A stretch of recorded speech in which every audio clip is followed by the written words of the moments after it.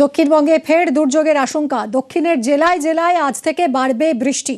উপকূল সংলগ্ন জেলাগুলোতে ভারী বৃষ্টির সতর্কতা। দক্ষিণবঙ্গের 8 জেলায় বজ্রবিদ্যুৎ সহ বৃষ্টির সতর্কতা।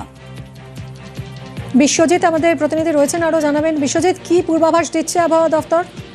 দেখো, বঙ্গোপসাগরে একটি ঘূর্ণাবর্ত রয়েছে এবং আগামী 24 ঘন্টায় এই ঘূর্ণাবর্ত নিম্নচাপে পরিণত হবে। মূলত উত্তর পশ্চিম বঙ্গোপসাগর এবং সংলগ্ন উত্তর ওড়িশা এবং গাঙ্গেয় পশ্চিমবঙ্গের উপকূল, এই এলাকাতে নিম্নচাপের প্রভাব বেশি থাকবে। সেই কারণেই আগামী কয়েকদিন দক্ষিণবঙ্গের উপকূল ও সংলগ্ন জেলাগুলিতে ভারী বৃষ্টির সম্ভাবনা থাকবে। ভারী বৃষ্টির হলুদ সতর্কতা যেমন আজ রয়েছে দক্ষিণ 24 পরগনা এবং পূর্ব মেদিনীপুরে, বাকি কলকাতা সহ অন্তত 6-7 জেলাতে উপকূল সংলগ্ন সেখানে বজ্রবিদ্যুৎ সহ মাঝারি বৃষ্টি এবং তার সঙ্গে 2-1 পশলা বৃষ্টির সঙ্গে দমকা ঝোড়ো বাতাস বইবে 30 থেকে 40 কিলোমিটার।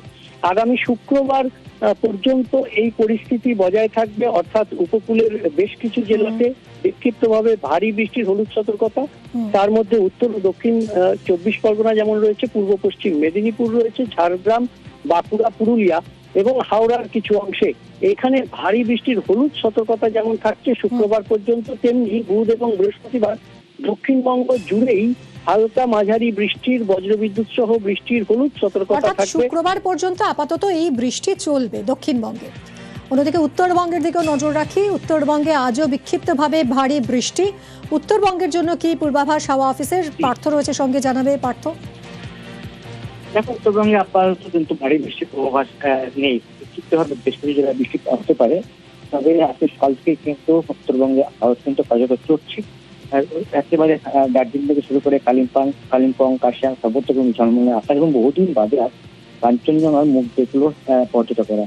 সমতল শিলিগুড়িতেও যেমন ঝাঁঝক থেকে কাঞ্চনজঙ্ঘা দেখা গেছে সকালে, ঠিক তেমনি দার্জিলিং কালিম্পংতেও কিন্তু আজকে পরিষ্কার এখন হাতের মুখে চলে আসে কাঞ্চনজঙ্ঘা। স্বাভাবিকভাবে যে সমস্ত পর্যটক এই মুহূর্তে পাহাড়ে বেড়াতে এসেছেন তারা যার কারণে খুশি।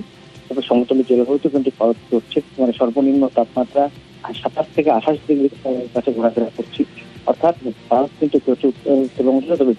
পার্থ, বুধবার থেকে বৃষ্টি উত্তরবঙ্গে আরো বাড়বে, এরকমই পূর্বাভাস হাওয়া অফিসের।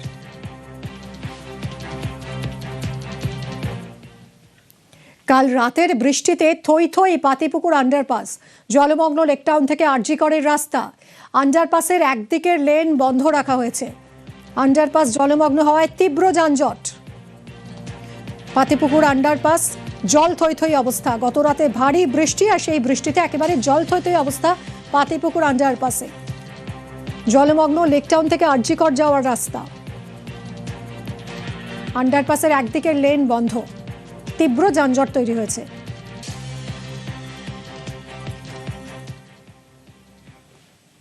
গতকাল রাতে উত্তর কলকাতা এবং উত্তর শহরতলির একটানা বৃষ্টিতে বেশ কিছু এলাকা জলমগ্ন, যার মধ্যে অন্যতম অবশ্যই পাতিপুকুরের আন্ডারপাস, যেখানে আমরা প্রত্যেক সময় দেখেছি বৃষ্টি হলেই সেখানে জল দাঁড়াতে।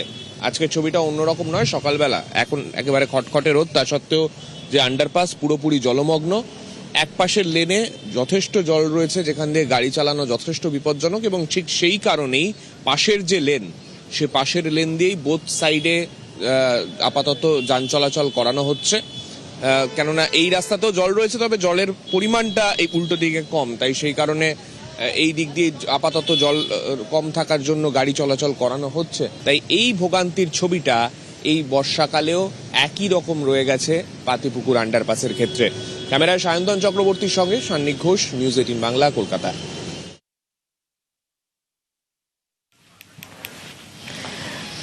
রাতের বৃষ্টিতে থই থই দশা পাতিপুকুর আন্ডারপাসের। দেখুন কি কতটা জল জমেছে। একটা মোটর বাইক অর্ধেকের বেশি প্রায় ডুবে গেছে।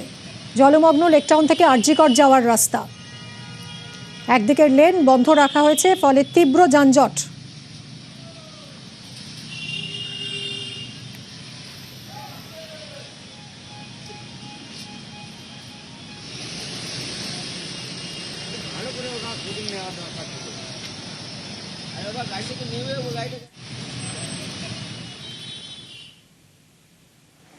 হুগলির স্বাস্থ্য পরিষেবা ঢেলে সাজাচ্ছে সরকার।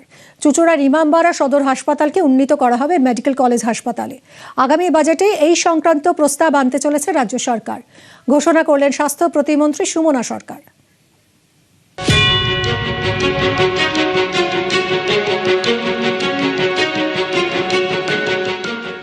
ঘাসের প্রিয় গুগলি, পর্তুগিজদের হুগলি।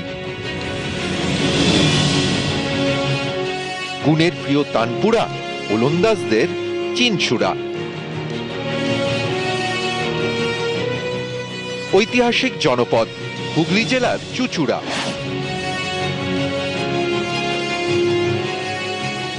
কলকাতার পাশের জেলা, অথচ স্বাস্থ্য পরিকাঠামো নিয়ে এখানকার বাসিন্দাদের দীর্ঘদিনের ক্ষোভ বিক্ষোভ। তাদের স্বস্তি দিয়েই স্বাস্থ্য প্রতিমন্ত্রী সুমনা সরকারের ঘোষণা, চুচুড়ার ইমামবাড়া সদর হাসপাতাল এবার মেডিকেল কলেজ ও হাসপাতালে রূপান্তরিত হবে। আশায় বুক বাঁধছেন স্থানীয়রা।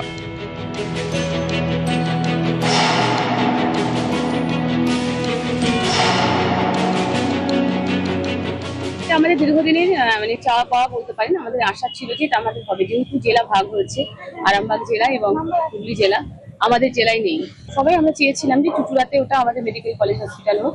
তো সেটা গতকালকে আমাদের অনারেবল সিএম ওনাকে জানানো হয়েছে, উনি সেটাকে পারমিশন দিয়েছেন। উনি বলেছেন হ্যাঁ ওটা করে দেওয়া হবে। তো এটা আমাদের কাছে অনেক বড় পাওয়া। হুগলি জেলার বিস্তীর্ণ এলাকার মানুষের ভরসা একমাত্র ইমামবাড়া সদর হাসপাতাল। 2016-তে রাজ্য সরকারের স্বাস্থ্য সম্মানও পায় এই হাসপাতাল। ঠিকঠাক পরিষেবাই মেলে না বলে অভিযোগ। এলাকাবাসীর দাবি, প্রয়োজনের তুলনায় ডাক্তার কম, নিউরো, নেফ্রো কিংবা কার্ডিওর মতো গুরুত্বপূর্ণ বিভাগ নেই। অভিযোগ, সমস্যা গুরুতর হলে কলকাতা বা কল্যাণীতে রেফার করে দেওয়ার ঝোঁক। আমাদের এই যে এখন আমার পেশেন্টকে রেফার করে দিয়েছে, এখন আমাকে কলকাতা পিজিতে নিয়ে যেতে হচ্ছে, আরজি করে নিয়ে যাবে। আচ্ছা, সেই হিসাবে তো আমাদের প্রচুর সুবিধা হবে মেডিকেল কলেজ হলে। মানে আমরা যে হ্যারাসমেন্ট যেটা হচ্ছে সেটা তো হবে না, এখানে তো ট্রিটমেন্ট আর পাবো না।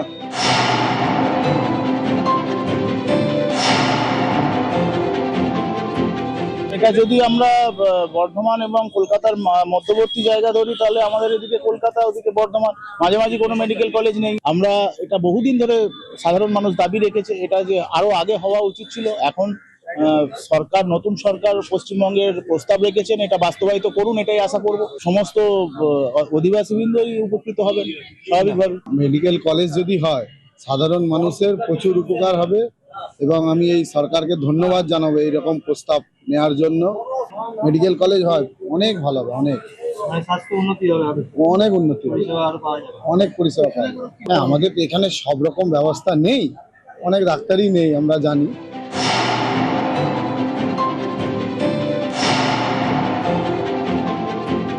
এইটা তো আমার নির্বাচনে প্রতিশ্রুতি ছিল এবং আমরা আরেকটা পার্টেও জমি ঠিক করেছিলাম যে যেখানটা সিআরপি কোয়ার্টার আছে, একাডেমিক সেকশনটা যদি ওখানে করে এখানে হসপিটালের কাজটা করা যায়। মূল দরকার হচ্ছে কার্ডিও, নেফ্রো আর নিউরো। তো আমি সে মতো সিএমওইচকে বলেছি, আমাদের সেই প্রিপারেশন চলছে, কাগজপত্র জমা দেওয়া।